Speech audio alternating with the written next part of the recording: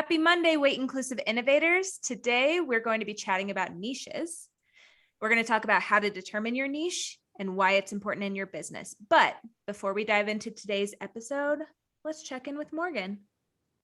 Morgan, what were your business highs and lows this week? Oh man. So high of the week. I feel like this week was just a good week all around.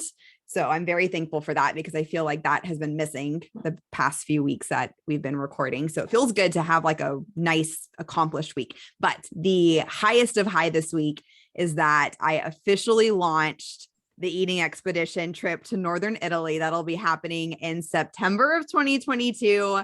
People can now sign up for it. It is a 10-day food-focused tour of Northern Italy. Holy shit, dude. That is going to be so awesome.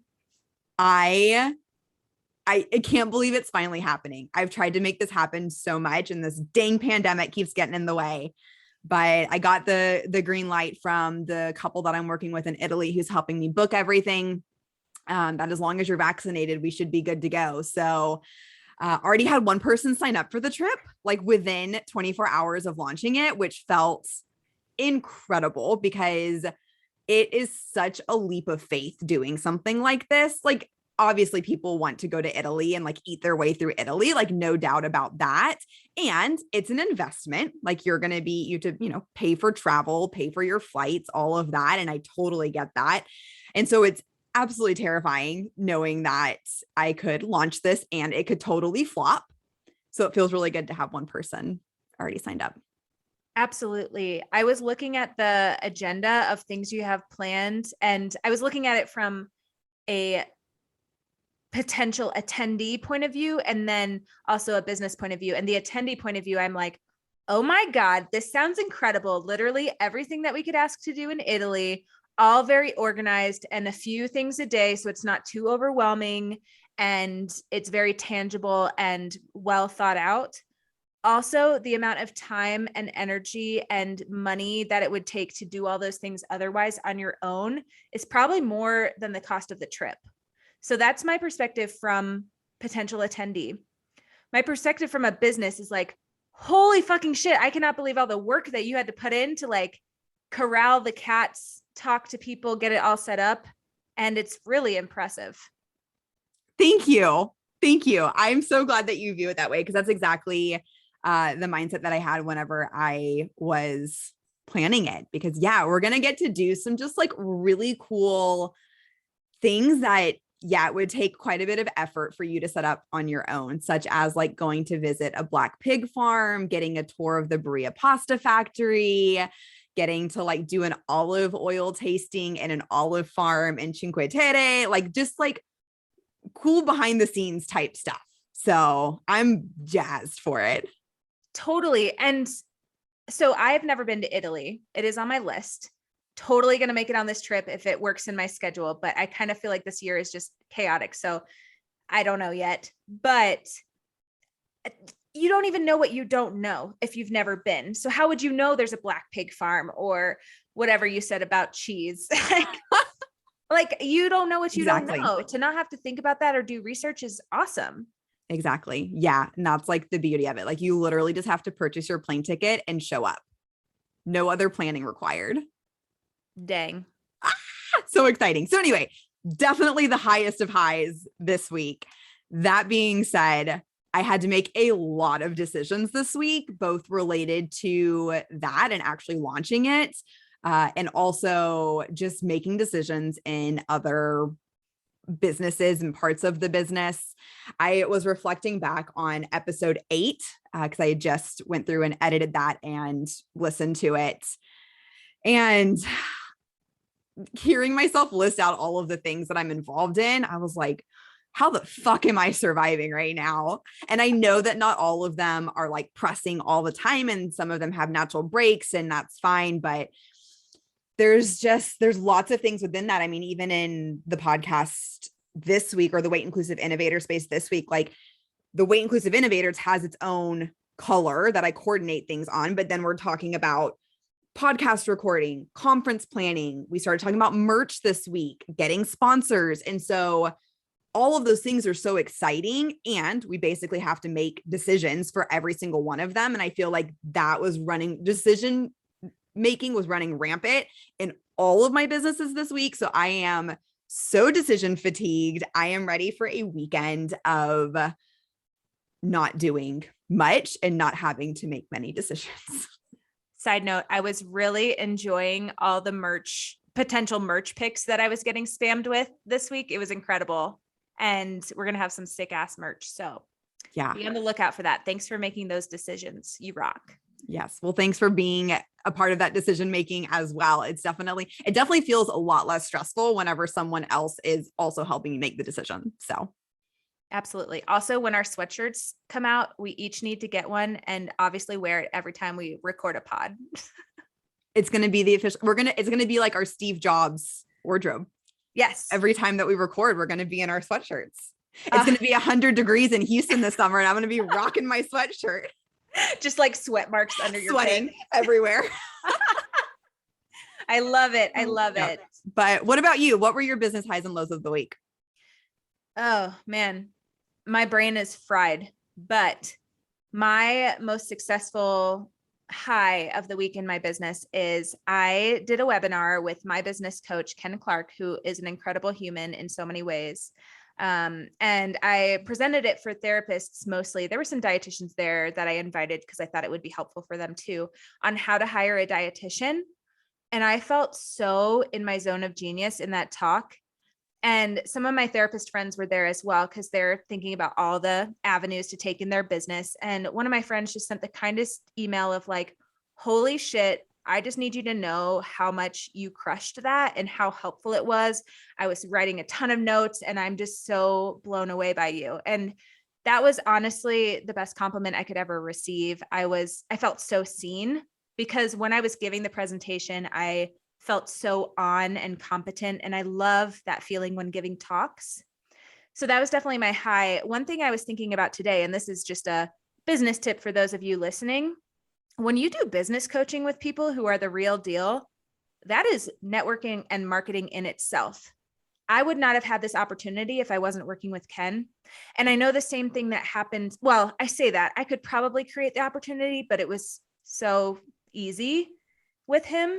And I think about my business coaching clients and how I get to know their businesses and their work and really can stand for them. And so if I see in a Facebook group, somebody's trying to find this group practice in this location, I'm constantly plugging people that I work with because I know the extent of their work, from their business model to their clinical skills. And I just think that's so cool. So if you're ever feeling held back on business coaching for reasons around, you don't know if it'll be helpful, I totally understand from a financial perspective at certain phases in your business if that's holding you back. However, at minimum, the payoff is networking. And that is my spiel. I love that you had such a great webinar. That feeling of being so on, you like ride that high for so long. I'm so happy you got to experience that this week. I wish I could listen to the recording of it, because I can only imagine all of the wisdom and knowledge that you got to share with others and how lucky they are to get to learn from you. Yes. Well, friend, I will send you the link. So we'll talk about that off air. But with that, my mind was really consumed by that, because I just always want to do a good job and provide as much value as I can in anything I do, whether it's meeting with a client and wanting to be fully present with them and engaged, or when people have business coaching sessions with me and pick my brain, or when I'm giving a talk, I am all about giving it all away and showing the F up, which is exhausting. And I've had to do that a lot this week. So my low is I am so tired. As Morgan was kind of sharing her high and low, I was yawning behind my little mic because I am just exhausted, but that doesn't mean I'm not excited to be here as well. So super tired. I have a ton of stuff to catch up on tomorrow, which is my Saturday. And I'm dreading it a little bit, because it's to the point where it feels like there's so much stuff that has to get done before I leave on Sunday for my Mexico trip that I'm feeling crushed. So it almost feels impossible to get it all done, but it has to be done. You know that feeling? I know that feeling. It's not a fun feeling. And I am sending you all of the super magical powers of being able to just like crank through some shit tomorrow. Thank you. I am going to take myself to a coffee shop and get a big ass cold brew with some half and half and sugar. And it's going to be my thing that gets me through. Going to coffee shops always helps me. I'm like, I can totally go crank shit out if someone just provides caffeine for me and I am not within walking distance to my bed. Yep. Bedrooms in bed, never a place to crank stuff out. Never. And it's living in a studio makes that really difficult, as if you're watching the YouTube video, like I'm sitting at my desk and you can see my bed behind me. But coffee shops it is. I believe in you. You can get all of it done. And then you have a well-deserved week off of being in the mountains in Mexico. I cannot wait. I will report back on how that goes. It's going to be fantastic. I've been looking forward to this trip for almost a year now. And it's really hard to be going when COVID is still so rampant. And, there's a point of respecting COVID sucks and we have to protect people. And at the same time, how can you do things to live your life still in a way that's really conscientious and kind of others? So got boosted yesterday, getting tested all the way up through when I go to Mexico. And then I'll test all the way back a few days until I see people in person again. So I feel good about that. And that's all we can do. It's all you can do. And it sounds like most of your trip is going to be outside and in the fresh air. So that always helps as well. Absolutely. And everybody on the trip, it's a requirement to be vaccinated. So I feel good about that. Yeah, absolutely. Should we dive in? Let's dive into today's episode. Today, we are going to be talking about honing in on the niche in your business. And this is a topic that I'm really passionate about, especially when it comes to branding. And I am really excited to talk through it today because I feel like of all of the things that I talk through when it comes to brand strategy and coaching around branding, this is the topic that I get most pushback on because I think it can be pretty dang scary to hone in on a niche. And so if I had to describe what a niche is, it is a specialized segment of the market that you are choosing to work with and that you are targeting whenever you are putting together marketing content and marketing yourself. And in turn, you are creating specific products or services for that specific group of people, knowing that you are trying to help them solve a specific pain point. Dang, that definition was spot on.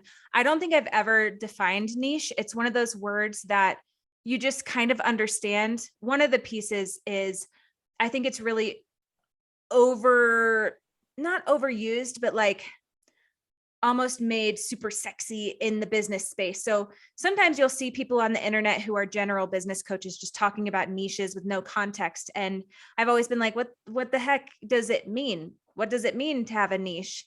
And I think in our space, and especially with your expertise in branding, it's totally straightforward, kind of what a niche is and all the ways that it can look, which we will definitely go more into, but it is a specialization. It's a certain audience, and you get to make that as niched as you'd like, or in the middle, or maybe you're general and no niche at all. But we're going to dive into all of that. Yes, we are. I lost my train of thought. I had it and then I was going. Get a little goldfish moment. I know. I don't know where my brain went with that one, but so one of the reasons that choosing a niche is so important is my go-to phrase: when you talk to everyone, you talk to no one. And whenever you are trying to promote what you're doing, if I can envision being in the front of a group of 100 people and from all walks of life. And maybe there's something that you're really passionate about, which is like one of my favorite questions. Like if you had to get up and give a TED talk tomorrow, what would it be on? Whatever topic, you know, you have that topic, you're in front of these people and you have no clue any of these people's backgrounds. You don't know where they come from. You don't know how old they are. You don't know their beliefs or anything like that. And so chances are whenever you're giving this presentation over something that like you're really passionate about, you're probably not going to have everyone's attention in the room. Whenever you create a niche and you're able to explain to other people what that niche is, you're basically getting to select the 100 people that are filling the seats for your presentation. You just blew my mind and named, I mean, I love an example, and it's not a metaphor, but just being able to envision how each of those scenarios would play out really encaptures why it's important to have a niche. I think there's very few places in the world where someone can stand up and give a talk and blow people's mind. The first person, obviously, who came to mind for me was Brene Brown, because she really talks about something that is relevant to being a human, which is vulnerability and shame. And so when it's things like that, speaking to a more general audience where things can be worded to hit pain points in different people, or could be understood just by being a human, that is not the norm in many areas. And it's really cool when you can see that. But in the weight inclusive business space, I mean, that's a niche in its own right. But when you're in weight inclusive spaces, having a niche, knowing who you're talking to is going to be really important. Yes, it is. And I feel like that's one thing that I get asked a lot is like, is there ever a time where I shouldn't have a niche? Which kind of ties into like, is there a time I should not have a niche versus how to determine your niche? And I am excited to hear what you think about this, but I usually say if you are a clinician, therapist, dietitian, medical provider, whoever, and you are just starting out, you haven't gotten to work with clients one-on-one quite a bit. Even in like for my own personal, like my design studio, when I first started out, like female entrepreneurs was my niche, which has obviously changed a lot. And that's a pretty, like female entrepreneurs is a pretty broad niche. But whenever you're starting out, I think it's really important to be open to working with a bunch of types of clients, because you're never going to know who you really enjoy working with until you're actually sitting across from them and working with them and starting to understand the pain points you like working with and the traits that you like to have in clients and things like that. And I started my career as a dietitian working for a eating disorder treatment center.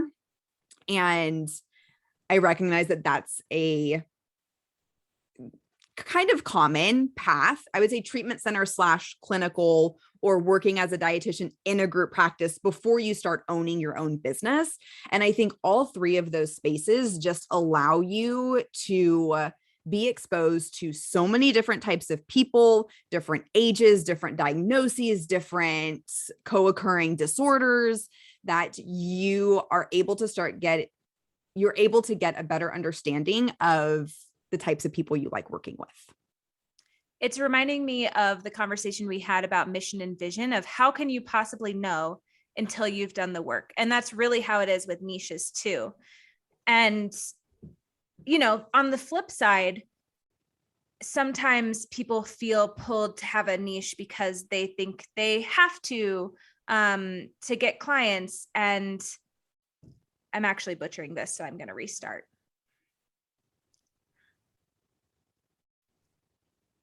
On the flip side of this, not having a niche can be a beginner's mindset in that I feel like I have to be so expansive and available to everybody, or else I'm not going to get clients. So it can come from a place of scarcity of I need to serve everybody. I just need clients. I just need to get the work.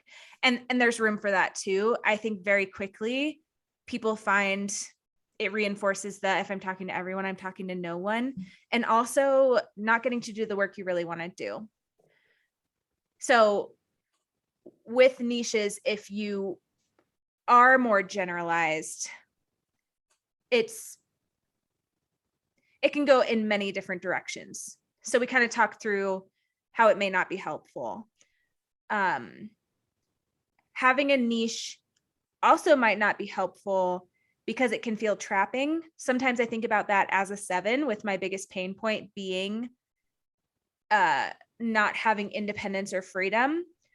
And when I was only an eating disorder clinician, that was so hard for me. It felt like so much niche and not enough variety. And so that was part of why I had a group practice. That's part of why I'm getting in the nitty-gritty of insurance and doing consulting. And that's part of why I'm in the business space, because I want my brain to be all over. They're still interconnected, and I could probably smush them into one niche, one very, very specific niche. But at the same time, all those things can be separated too, so that I don't feel trapped. Yeah, I think that's a really important point to make, because even though you have a niche that you like working with, does not mean that that's going to be 100% of the people in your business. I think it sets you up in a place where you can be a little bit more selective. And I think that just comes with kind of like business maturity, like as your business is around for longer, and like you might become known to be the clinician that really enjoys working with X population. And it doesn't mean that that's the only person you have to work with. So like if if your niche is teenage girls with anorexia, we're just going to throw a cliche in there, doesn't mean that all of the people are going to be teenage girls with anorexia. And if you start working with someone when they're 17 and you need to work with them for a few years, they're not going to be a teenager by the time you're done working with them. And so I think there's room to ebb and flow, while at the same time, whenever you are choosing a niche and using that language and those specific pain points in your marketing material, it's going to help weed out the people that you for sure know that you would not be a good fit for. Absolutely. And that's really important too, because once you can niche down, be working with the clients that you want to work with, you really get the full experience of being a clinician with that population to decide if this is the thing you want to keep doing, if this is the thing you want to build off of. So one example I'm thinking of is if you are super niched, and I'm just going to make one up. Let's say you are a eating disorder dietitian who loves to work with people who were athletes and also are 18 years old. So random, and yeah, but we're going to go with it. Go with that. From there, you can be a clinician in that space, really get a ton of experience, see the pain points, and then think about how you can help on a bigger scale. So maybe the next step from there is being a supervisor for other clinicians who want to be in that same niche of athletes who are 18. And then from there, maybe you could have a membership group for those clients who you think they would benefit from community, from having the athletes who are 18 all together because they have similarities and can learn from each other. There's so many ways that you can go in a niche to still keep the work varied. You nailed it. Absolutely. That's a great way to think about it. Of these are the people I really like working with. How can I show up in a bunch of different ways to still be able to serve that population and share my expertise and all of the research and knowledge and lived experiences that I've had working with that population?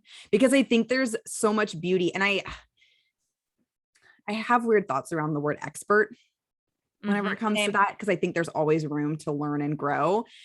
And when you have a niche and that's who you're working with majority of the time, like you're going to get pretty dang good working with that population, especially if those are the continuing education hours that you're seeking out to better serve that population.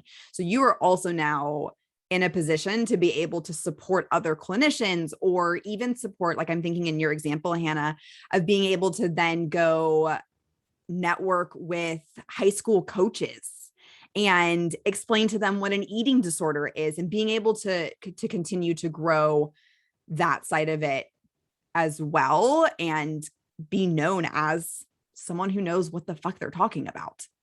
Yeah, be the go-to. I also feel weird about the word expert. I prefer specialization, because that shows like I have chosen to specialize in this niche, and content I'm consuming, people I'm working with, talks I'm giving are all around this, maybe 85% of the time. There's always going to be a little varied in work, which is good. But for the majority, I spend my time in this space, and that is my specialization. So that means I can help you with these clients. I can do really good work with you that's more efficient, because I know a little what to expect, even though you are an individual with different needs, etc. Yeah. And it also, I think, naturally creates this position that I think is not necessarily lacking, but getting supervision from people. And it now, as people who are specialized and niche, you'd be able to access more supervision around the types of clients that you want to work with. And I think it overall just supports a really healthy, positive community of clinicians. Totally. You know what I think about a lot with supervision? This is full circle, kind of like what I was talking about in the beginning with getting business coaching and how that's marketing, networking, connection.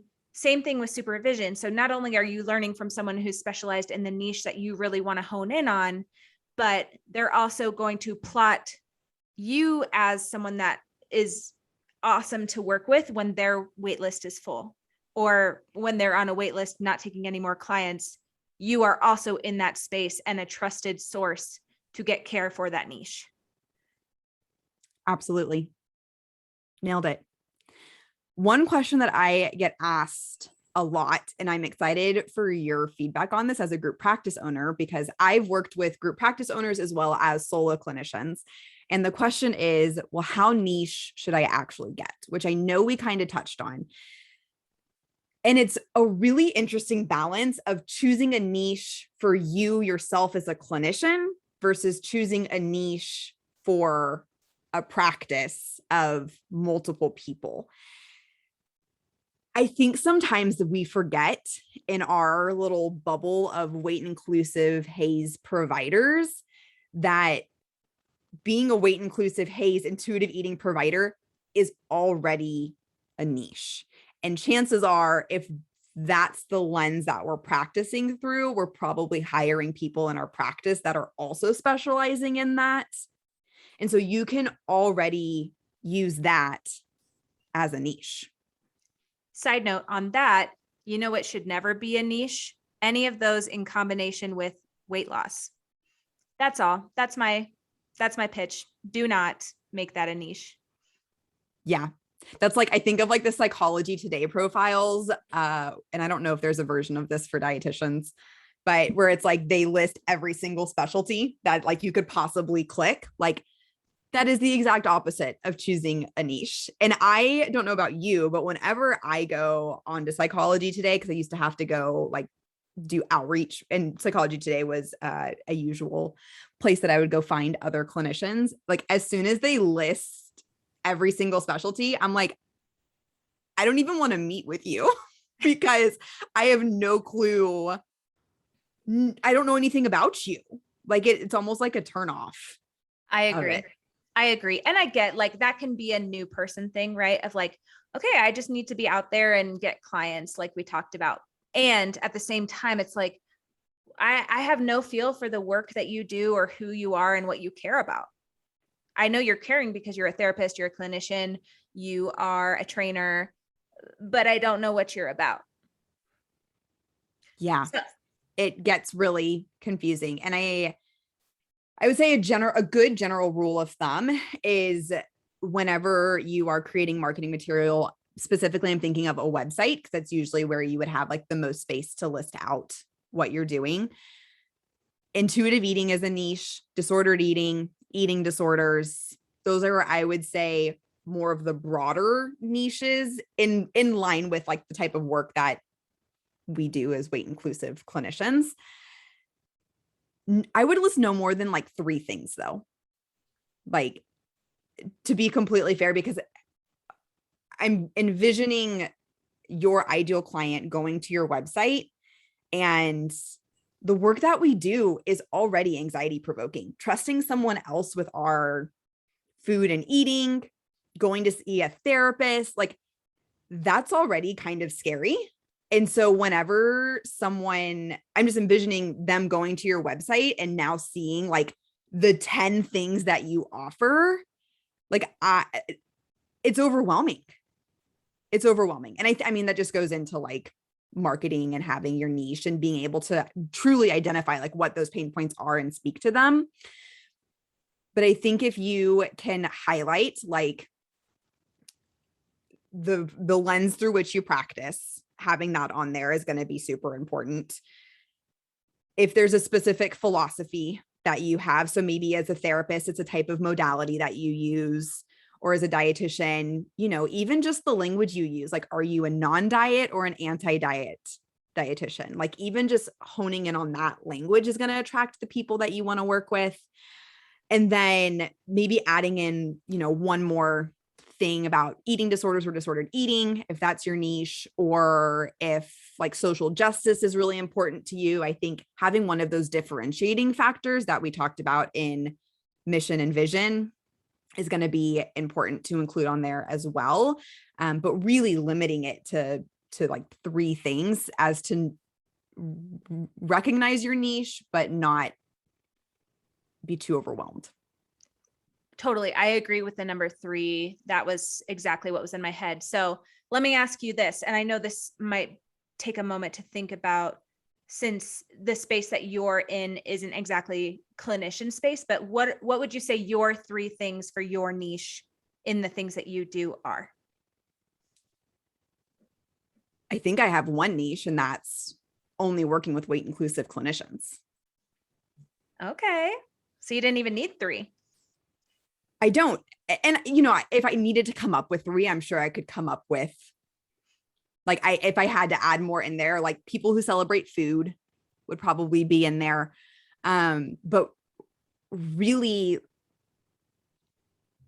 I only need one, because I know that if someone's reaching out to me as a potential design client, coaching client, something like that, they're going to have to identify as a weight inclusive clinician. And so I already know that our values are probably in alignment. And that's honestly, full vulnerability moment, has taken some tweaking on my end. I've had to go in and edit some things on my website to make sure that like those were the people that I was attracting. And since I've made those edits, every single person who's reached out to me has identified as a weight inclusive HAES intuitive eating person, clinician. I'm trying to remember exactly what phrasing. I think it's whenever I had branding and web design for people who celebrate food, I had a few clinicians reach out to me. And one of the things that I ask on a discovery call is like, tell me a little bit about the services you offer. And it was people that were like, oh, I offer intuitive eating and weight loss. And I was like, no. And so, of course, I have to lean into that and say, you know, I function from a health at every size standpoint. It's really important to me that the people that I'm working with and supporting are also in alignment with that. And I've had some pushback on that. And ultimately, it's like, as a business owner, you have to set the boundary of like, we're not going to be a good fit together. Absolutely. Here's 2 other people that you can reach out to who might be a better fit, but it's not me. Yeah.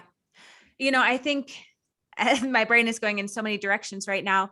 One thing I want to speak about, the idea of, I don't do this, not in alignment with my values. I actually don't even take the step of referring to someone else because, and I mean, maybe that's messed up, but I don't want to act like it's okay to promote weight loss and intuitive eating or eating disorder work. So I just can't subscribe to that. So it's just hey, I don't do that. Peace out from me.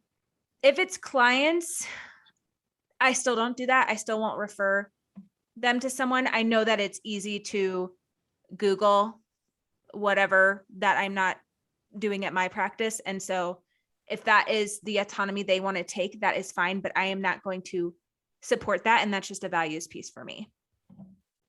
That feels really validating to hear now that you say that, because which like my line of work is different because I'm referring someone out for design work. But also like, as you're saying that, the more I reflect on it, I'm like, that means that, you know, they could easily Google another designer. And yeah, it wouldn't be me promoting them to go get really awesome branding and web design done, still promoting something that I don't believe in. It's a hard balance. And I mean, that just like is that comes with having a niche, that comes with having a specific group of people that you like to work with and want to work with. Yeah. And, you know, even in this conversation, in this moment, and thinking through what does it mean if I refer somebody who does this thing that I don't agree with, this is the constant work we're doing and checking in and continuing to niche in a way of how am I really aligning with my values in the work I'm doing, and how specific is it? Because I like to get real specific sometimes. And with that, what would you say your niche is if you had to pick? Okay, I'm going to go a little bit like meta with all this. I'm envisioning, you know, those mirrors when you see a mirror inside of a mirror inside of a mirror. So I'm going to start with me as a clinician. If I picked 3 things of what my niche are, like you specifically, not the practice, but like you as Hannah, the clinician niche. Cool. I really enjoy working with people with active eating disorders who are healthcare workers or in the therapy space, and who are big feelers or highly sensitive people. So essentially what I call it is a sweet baby angel who has a lot of feelings. Those are my favorite clients. And that shows up in so many different ways, right? Like sometimes it is just really like a softness the client has because they've been told their feelings are wrong. And that's part of how the eating disorder functions for them. It's like shoving feelings down. Or there's people who have really big feelings that are very activist-like, and they keep it internal, and part of the eating disorder functions in that way. So I do tend to work with a lot of therapists, practitioners, things like that. And that's honestly probably, if I had to pick one niche, I have people outside of that on my caseload as well, but those are my people. So that's Hannah as a clinician. I feel like I'm envisioning like Russian dolls, like you're in the middle. We're gonna move out to the. Yep. Okay. Yep. Okay. So Nourish Colorado, our niche is eating disorders, right? Eating disorders, and we take insurance, and we are super compassionate. That is my 3 for Nourish Colorado. We're in an interesting transition actually, because we have found that we need to niche even more. So what we're actually working on is separating our branches of individual work and family work. And through that, we're going to be able to build out different offerings. So we're hoping to do more groups specific to the differences in those. Also, we just promoted one of our dietitians to a FBT supervisor. So she's really heading this project, which is awesome to be able to move someone into leadership and give them something they can build and be proud of, and I can help them be a part of. And we're also going to be able to serve people better. So by separating out FBT work and individual work, that's really going to allow the clinicians to niche in to each of those categories to the extent that they want to, get certain trainings on them, really be working with those clients and hit their stride. Yeah. Question with that, because you have a group practice, you have lots of people, lots of clinicians. As the group practice owner, how do you keep tabs on the type of clients that your clinicians enjoy working with? Yes. So I meet with all of my clinicians once a week, whether it's 30 minutes or an hour. Sometimes with folks who have been at the practice longer, they do supervision with one of our other supervisors at the practice. And so our time together is really catching up, making sure they're feeling okay, any admin, businessy type stuff that they need to know or need support around, and then farewell. So I do talk to my team obviously on a regular basis. And so through that, I learn the clients they want to work with, the clients they have a hard time working with, the clients that they're learning a lot from. When we assign clients to clinicians, we have a sheets in Google where each clinician has their name in it, and then they have 3 niches written out of people they really like. So maybe it's teens, maybe it's athletes, maybe it's folks in the LGBTQ community, and this can be based off of who they like working with and also identities held. And I leave it up to the team of who do you want to work with, because we want this job to be as fulfilling as it possibly can. And if you feel like someone's not a good fit, do not take them on, because that only hurts the clinician and the client. And it feels really awesome to be in that spot, because I know when we first started, obviously we want to fill people's caseloads. We want to get them in the work. We got a business to run here. People got to make, their money. And so a lot of people do start more general, and it goes back to needing the experience to know what they like working with. And now we're really at a point of like, we have many clinicians to choose from, and we can find the best fit. And it's so cool to have people liking working with different things. I'll tell you, some of our clinicians only want to work with active eating disorders, don't love intuitive eating. They love doing intuitive eating. They just really like the high intensity of eating disorders. And I was gonna say, thanks for giving us a peek into how that looks, because I think, it's I can only imagine it's such a hard balance as a practice owner of wanting to fill their caseload while also making sure that they are not getting burnt out by doing work that they don't want to be doing. Absolutely. And then the next level, right, is if I know somebody in our community who really is an excellent fit for a client that reached out to my practice, even though all of my clinicians are skilled, I'm still going to refer them out and be like, oh, no, you need to work with this person if they have availability. And it feels cool to just be able to honor all sorts of people's niches in so many ways. Oh, I love that. Our community of eating disorder clinicians, weight inclusive clinicians, is just incredible of getting to be able to really own that community over competition mindset and doing what's best for the client. Yeah, we have to do what's best for the client. This is a whole nother conversation that we will probably record a podcast on, but doing things only driven by what you need for the business is not okay when you are doing clinical work. We truly have to prioritize our clients and their needs. And sometimes that means referring out. Yeah, absolutely. Okay. So you walked us through kind of your niche of Nourished Colorado. What about values driven group? Whew, it's still weird to me voicing the name into the ether, because, for a while it's just, hey, I do business coaching for group practice owners who are in my space.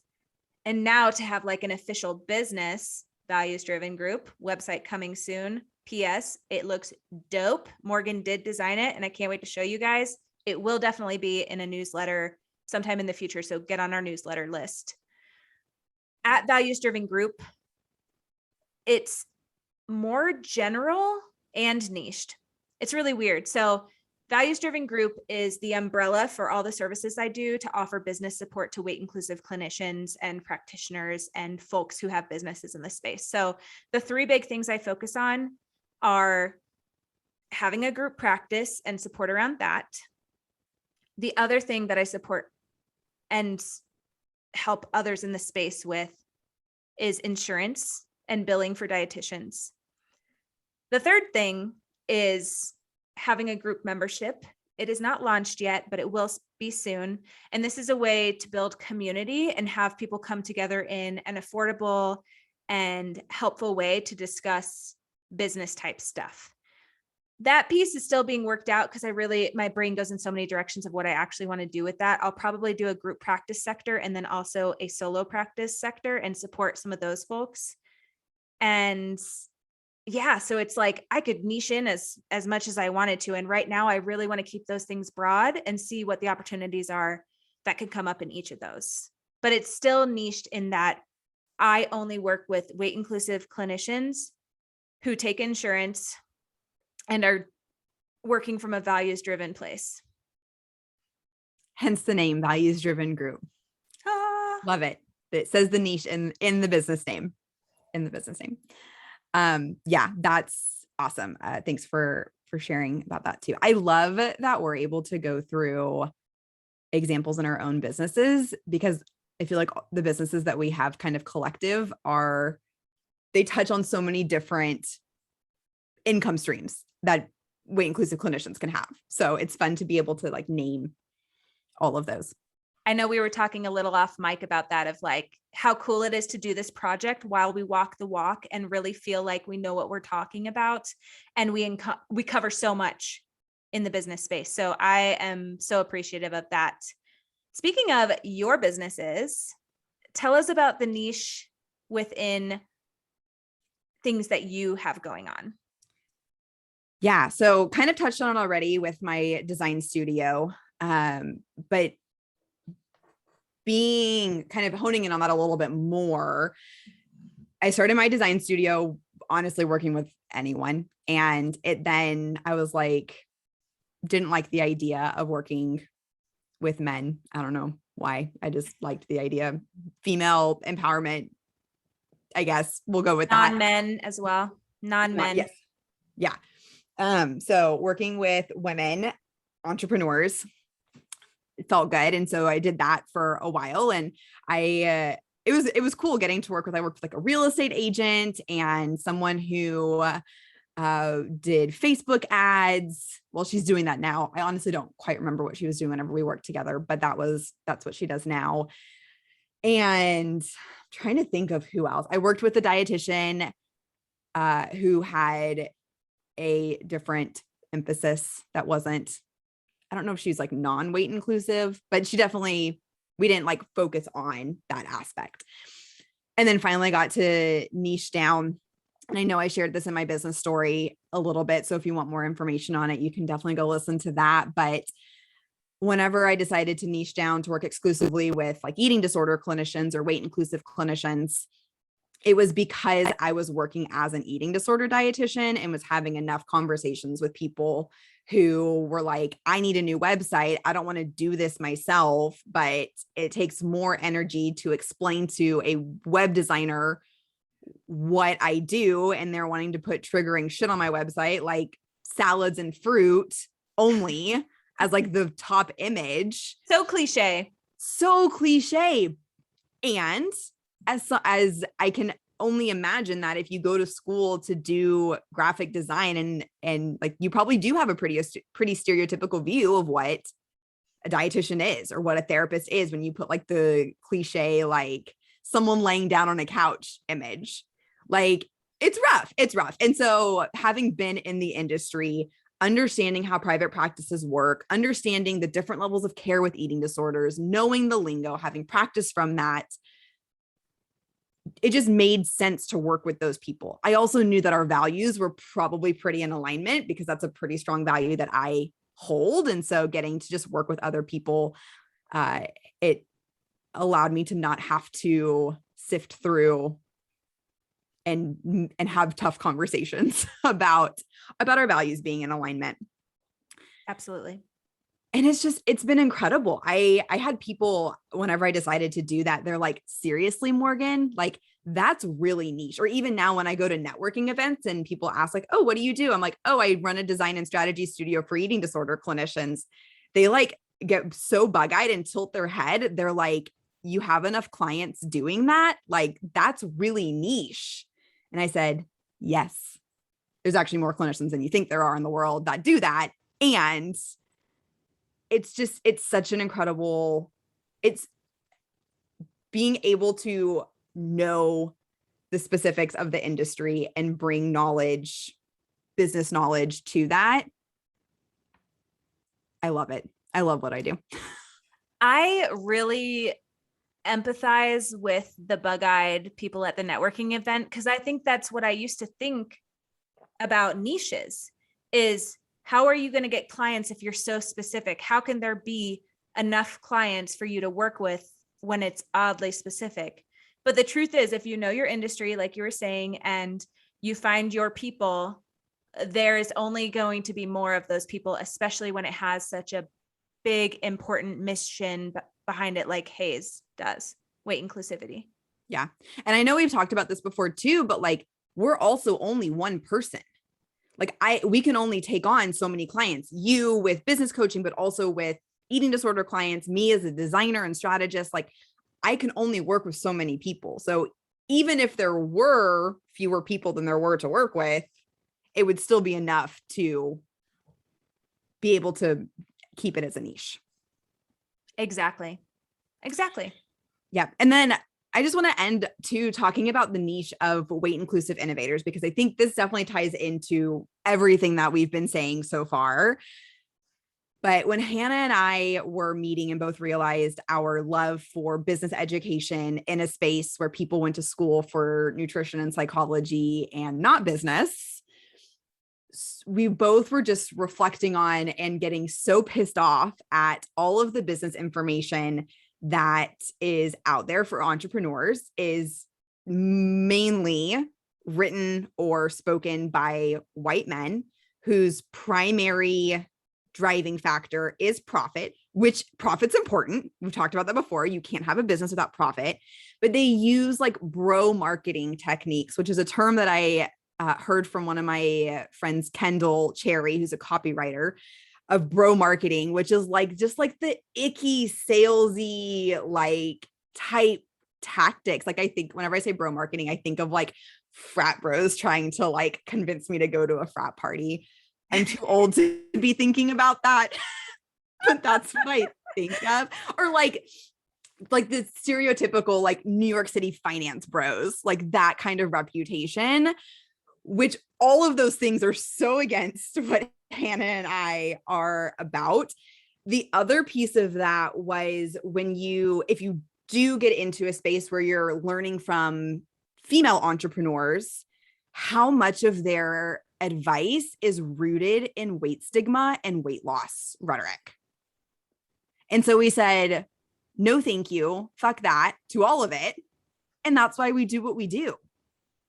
Yes. I'll even say it's in the space with the old white men as well. I cannot even tell you how many times I've heard managing your budget is like counting calories, blah, blah, blah, blah. And we're just like internal scream over here. Yeah. You don't need that. We'll provide plenty of other metaphors and examples for you that have nothing to do with food and bodies. Yes. Especially negative connotations of food and body. Especially negative connotations for sure.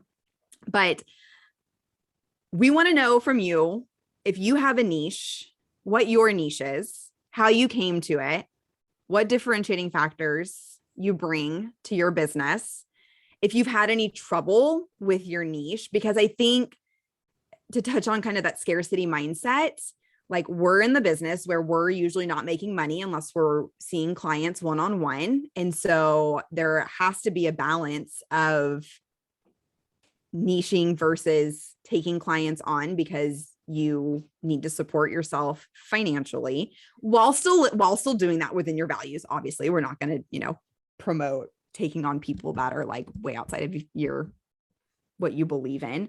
But would love to know kind of what that balance has looked like for you as a weight inclusive clinician and business owner. Yes. And also if you are someone with like a super intense, very specific niche, we want to hear it. Like make it weird. That too. Yeah. People give you the bug eyes whenever you tell them what type of people you work with and be like, oh, that's really specific. Like send us a message. We want to talk to you. We want to hear from you and how it's going for you.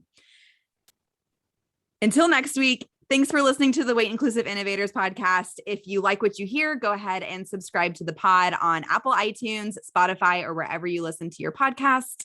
Please leave us a rating and review, share this episode with your business bestie, and check out our website at weightinclusiveinnovators.com for access to all of our episodes and our show notes. We will see y'all next week. Bye.